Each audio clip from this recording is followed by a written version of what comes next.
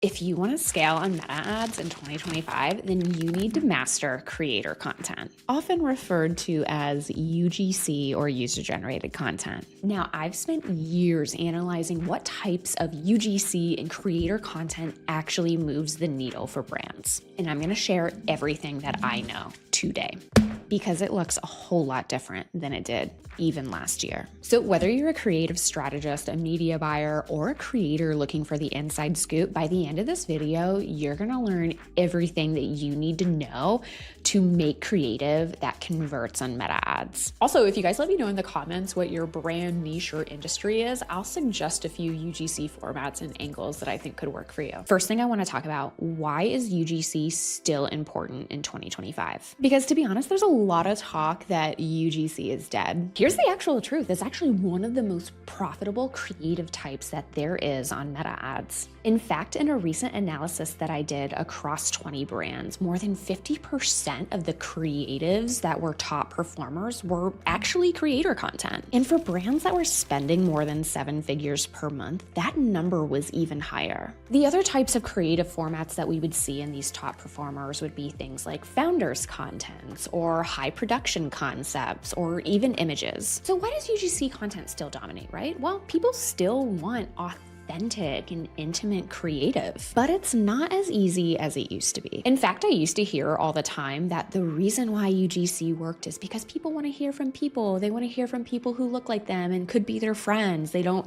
really feel the same draw to celebrities or to images.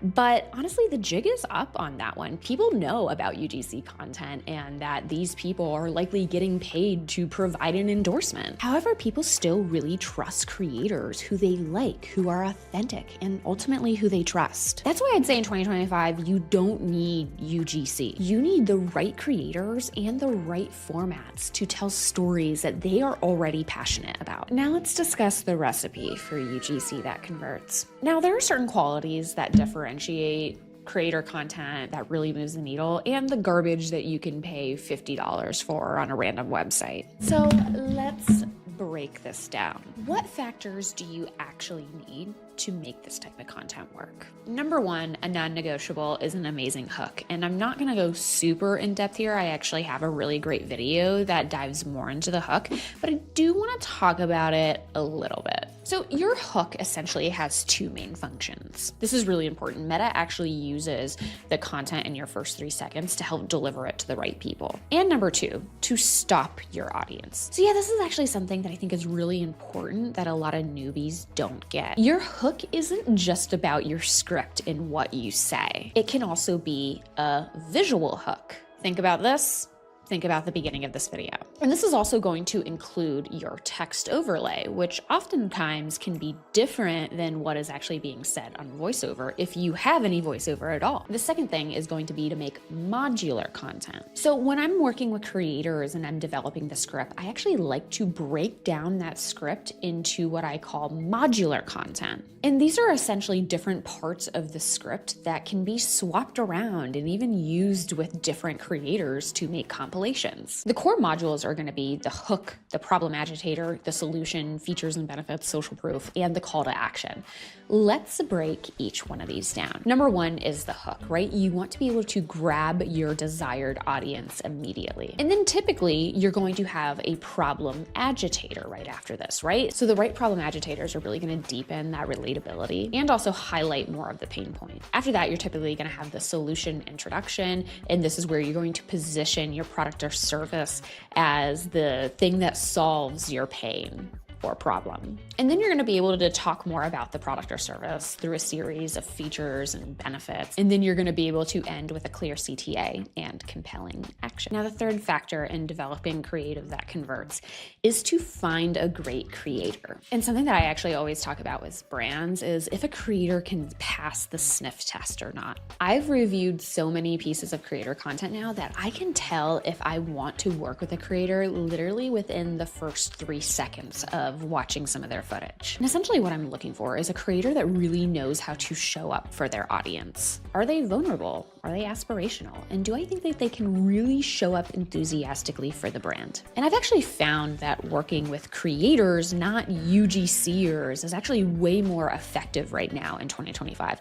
I know you've probably heard me use these terms interchangeably throughout this video, and there's a reason for that. It's because I'm really trying to encourage the brands that I work with to develop creator content, not necessarily UGC content. And essentially the people I'm looking for are really enthusiastic about making content. Maybe they are already making content about that specific industry or niche, and they're not just trying to make a quick buck. Because here's the reality about UGC creators. You don't just need someone to hold up a product and recite something from a script.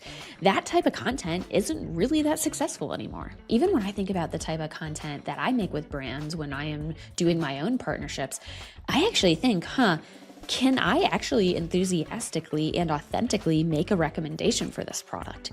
If yes, I might work with them. If no, then I absolutely won't work with them. So actually I'm going to share a little bit about how I think about this as a creator, right? So I make content for this YouTube channel, also over on Instagram. Be sure to follow me over there. I do quite a bit throughout the week. But something that I always ask myself when I'm making a piece of content, especially a piece of content for a sponsor, is not how can I make the most valuable piece of content for the sponsor? It's how can I make the most valuable piece of content that highlights the sponsor, but for my audience. I'm incredibly audience centric. And that's something that you should always think about as a creator, especially if you're making a piece of content for a brand that's in the UGC vein. How can you make content that speaks to your audience uniquely? I actually have a pretty good example that I did recently right here. I'll be sure to link it out so you can take a closer look at it. And number 4, the final thing, right, for this recipe. Be sure to get as much dynamic B-roll as possible. Essentially, get as many amazing pieces of content as you can, aside from the testimonial. And one of my ways to do this instantaneously is to use Storyblocks. In my opinion, this is the best video stock provider to combine with your creator content. So I'm actually working with a skincare brand right now, and recently I wanted to agitate the feeling of aging, and instead of working with several creators, I was able to find this content instantly on Storyblocks without hiring and without trying to learn a new AI solution. I've actually worked with a number of brands who cater to this 50+ demographic, and I have found this to be a really good way to inject age diversity when I need it the most. Storyblocks has millions of stock clips, templates, and image assets. And the best part is you're going to have full usage rights for all of the content, making it 100% legal to use, even for ads. To get unlimited downloads for one flat rate, check out Storyblocks at storyblocks.com/DaraDenny, or check out the link in the description. Dynamic B-roll doesn't just elevate visuals, it actually makes the creative feel more alive. Now let's talk about some of the top performing UGC angles and formats that you can use. Sure, the hook is really important, but I also think the overall structure of the story you want to tell can have just as big of an impact and can also really help people, not start from zero or not just start from the hook. And the reality is that different formats really do resonate with different audiences. And as a brand or agency, being able to test into these different formats can really unlock hidden pockets of growth in new audiences for you to tap into. For example, a tutorial ad with a well-known creator might drive sales for a beauty brand's new product, while a problem solution ad could be perfect for a health-focused supplement brand looking to boost subscriptions.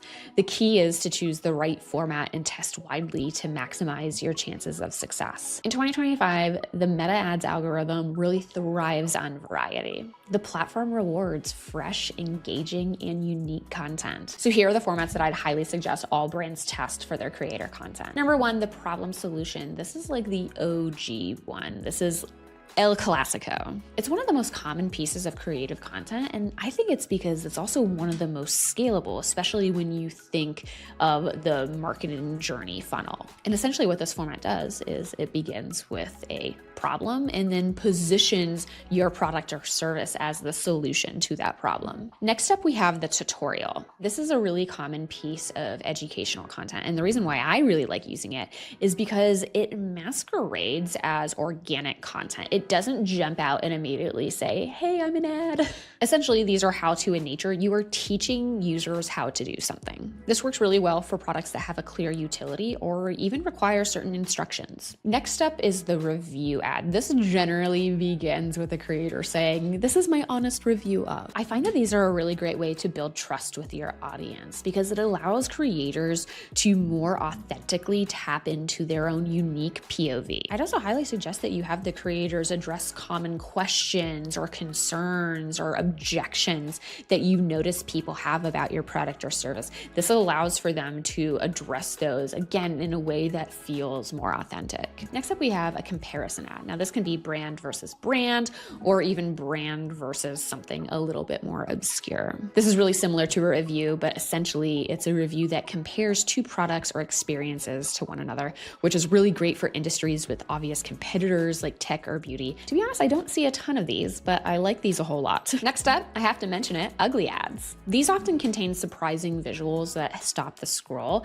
and look like they have very, very low production quality. It's something that you and I could film if we were not creators. Ugly ads embrace an unpolished, raw style like handwritten post-it notes or one-take videos. They feel really authentic and stop viewers mid-scroll because they stand out amongst the onslaught of what brands think marketing should look like. The most common formats for ugly ads are, of course, post-it notes, but I also see the one-shot, one-take videos as well, which I would also define in this category. Next up, day in the life or get ready with me's. This is essentially integrating a product or service into an everyday routine or portion of your routine, which provides multiple touch points to showcase your brand naturally with a creator. I find that these either crush it or flop for certain brands, but to be honest, I think everyone should test it. And then next up, we have educational content. This is really similar to tutorial content, but instead of trying to show users how to do something specifically, you're giving them knowledge. I would think of this more like listicle-based content, right? I actually call these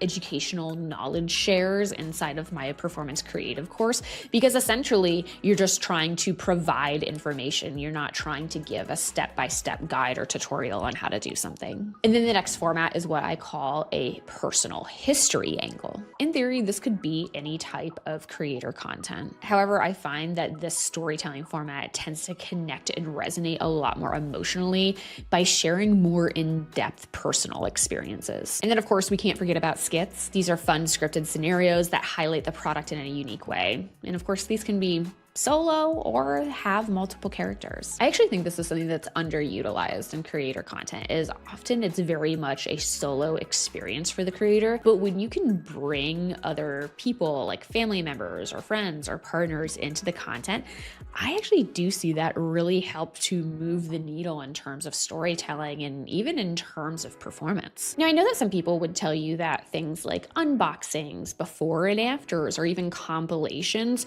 should probably be considered a format like the ones I just showed you, but I found that these things don't actually do super well as standalone ads. They can be, but I've actually seen them to be a lot more successful in combination with one of the other formats that we just talked about. And I know what you're thinking, how can you choose the right UGC format then for your brand or business? There are so many formats and angles and hooks. Where do you begin? So here's what I'd recommend. If you're a brand new business, take stock of what other brands in your industries are doing, but don't copy them and don't immediately assume it's working really well just because someone else is doing it. But it is really worth noting what other brands and businesses are doubling down on. Are there certain messaging points or even visuals that they seem to be using again and again? That could be a learning that you could also learn. Also, don't neglect organic content insights. This goes for not only your competitors and what they seem to be doing on their Instagram and their TikTok, but also what you see working on your own organic socials. It's really interesting, actually. I recently asked this question on my Twitter, and I saw a lot of people bringing up the fact that, hey, people are really underutilizing organic social. It's super, super important to make sure that you're spearheading that content organically and giving that same energy that you give to paid ads content. Another consideration too, if you're a brand or business, is consider letting the creator take the lead on the overall format and concept, especially if you're working with a creator who is really well versed in content creation and is someone that you really like. They probably know better than you how to reach the audience that you want to tap into, aka potentially their audience. Because the reality is too, if you force them to go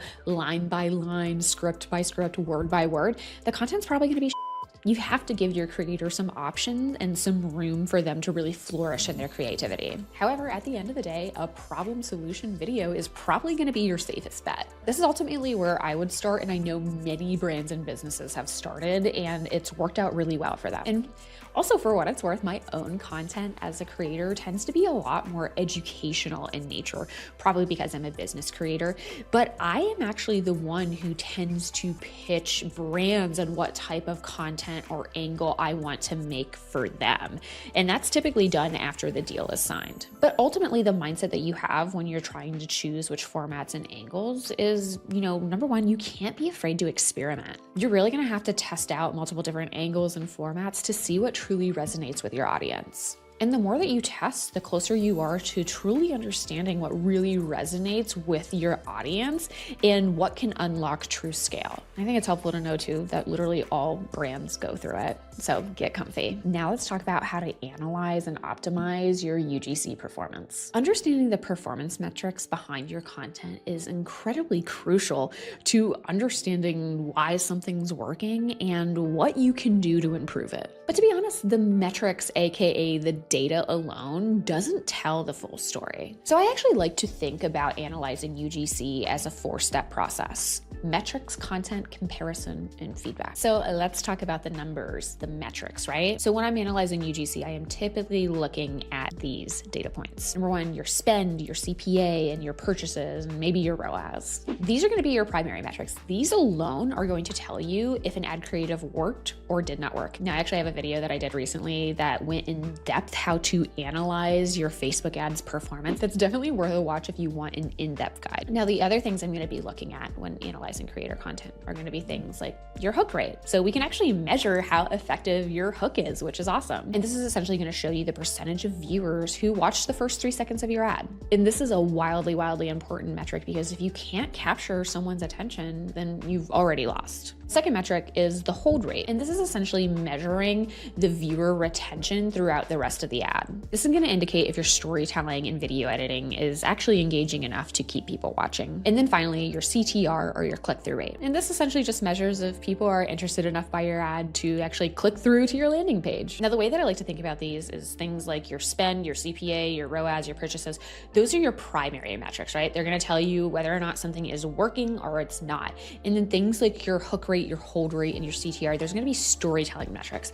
Those are going to potentially explain why a creative is working or not working. So for example, if you have a creative that's not working and you have low hook rates and low hold rates, then your creative isn't resonating and you need to go back to the drawing board. Or maybe you have high hook and hold rates, but a lower click-through rate. This could indicate actually that you're attracting the wrong audience, or there isn't that much of your target audience available as it relates to that specific creative. Or maybe a creative is really doing well for you and it has a high hook rate, then congratulations, you are reaching the right target demographic with your hook, and you should probably develop more hooks that are similar to that in terms of visuals, voiceover, and messaging. Also, if you're wondering about what type of hook and hold rates your creative should be getting, I actually use a software called Varos that gives benchmarking data across different niches and industries on Meta ads. It's one of my favorite tools to use. Now, the next part of the process is to actually look at your content, aka the creative that you develop. And here we're essentially going to be analyzing creative performance beyond the actual numbers, right? So we're taking note about what type of messaging is really working here, about what type of visuals seem to be resonating. We're also going to determine, hey, is the reason why this is working or not because of the creator?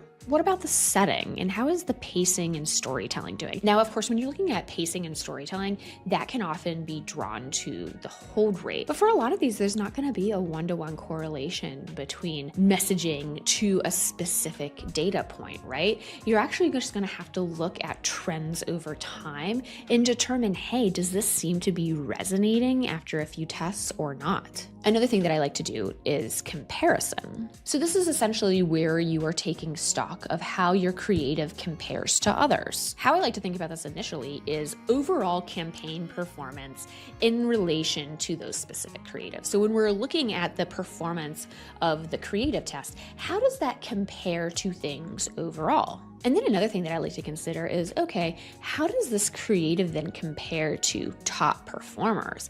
Is it actually within that band of, oh, this is a top performing creative or not? And then of course I like to do a competitor analysis. Now this can be more qualitative in nature, like taking note of what types of messaging and creators and visuals they use in their ad creative and what they seem to be learning over time.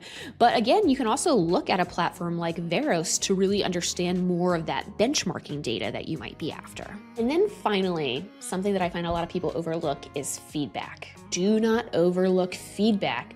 Do not overlook the feedback that your users and customers and potential customers are giving you. So look in the ad comments. What are people saying? What seems to be resonating? What do they love? What do they hate? Look for reoccurring objections and common themes. And then there's also going to be insights from your customer service team. Are there frequent questions and concerns or comments that seem to be coming up over and over again? And then in general, also just sourcing feedback from your other team members can be wildly important. So what type of patterns are your CX teams, your sales teams, and your marketing teams noticing that seems to be resonating on their end? It could be different from the data that you are seeing, and it's important to know. So by combining all four of these steps, you can really begin to see a much fuller, more informed picture of how your ad creative is actually performing and what you can do to get even better performance. Now let's talk about the future of UGC and trends to watch beyond 2025. But first, let's get cozy. Number one is the increased focus on authenticity. Candidly, audiences are becoming a lot savvier and they're losing trust in what I would call overly polished creative. Moving forward, the most effective type of creative is going to be content that feels really raw, that feels really off the cuff, that really just feels like someone decided to press the record button and yap about what came to mind. It's about embracing imperfection to build genuine connection. And it's really interesting, actually. A number of months ago, I attended the Meta Agency Summit in New York. And the number one thing that they talked about was the need for authenticity and intimacy and creative. This actually beat out AI. It was a close second, AI was, which actually brings me to my next point. And number two is the AI integration in content and creative. Whether you like it or not, AI tools are going to play a really big role in the development of content. Creators are going to be able to research faster, to script faster, and to even produce and edit their content faster. And candidly, the brands that lean into this do have a competitive edge. So my suggestion is to test them all out. Heck, you can even make a transcript of this video and see what the AI would suggest for you in terms of what formats and scripts you should be using in your creative. However, I'd say don't rely all on creative. It's something that I see a lot on LinkedIn, actually, is I can just tell when something was written entirely with AI. Same for certain UGC scripts. Again, like if it's not passing the sniff test, if you're not adding in that genuine human element into it, it's gonna fail. And the third trend that I want to talk about is the rise of micro creators. I think that smaller creators with highly engaged audiences are going to be more important with influencers that just have a ton of mass reach. It's a lot more about the personalized connection to a creator's community that actually enables them to sell. Sure, we can get a lot more eyeballs from working with some of the bigger influencers and even celebrities, but that does not always translate to sales. In fact, sometimes it does the opposite. And that's why something I keep on backing into in 2025 is, ultimately the follower count does not matter. It's more about the content and the community that truly matters. Another thing I think we're going to see a lot of this year and in the coming years is UGC hybrid pieces of content. So what I think we're going to start seeing is creator content that actually interweaves more high production and more mediums. Thinking really outside of the box here, this could even include more pop-ups and meetups that brands are going to work with creators to produce and actually be at. The hybrid approach will combine the authenticity of UGC with the polish of traditional advertising to create what could be the perfect mix. I think that the brands that are going to see the most success are the ones that aren't afraid to be experimental and test things that make them feel a little uncomfortable. Maybe it's a new platform. Maybe it's a format that's never been tested before. Maybe it's a creator that rises eyebrows. Ultimately, a big lesson that I feel like I have to have again and again is the true creator content that converts is one that doesn't copy or one that is iterating itself into oblivion. It's truly unique and prioritizes connection over perfection. Ultimately, I think the key takeaway for this video, and we covered a lot today, is that creator content is essentially just platform content. It's what the platforms become. So if we even think back to, 10 years ago, what Facebook was like and what Instagram was like, it's changed so much. And in order for you to really develop the type of content that's going to convert, that's going to sell, you really do have to follow the platform's journey and be along for that ride. Now, I want to hear from you. I'm curious to get your feedback on this video and which strategies and formats you guys are most excited to test, or even your biggest takeaway. I want it all. Let me know in the comments. I'd love to start that conversation. And of course, if you found this video helpful, please be sure to give me a like and subscribe. Those small actions really, really do help me out a ton. And I am determined to get 100K this year, y'all. It is happening.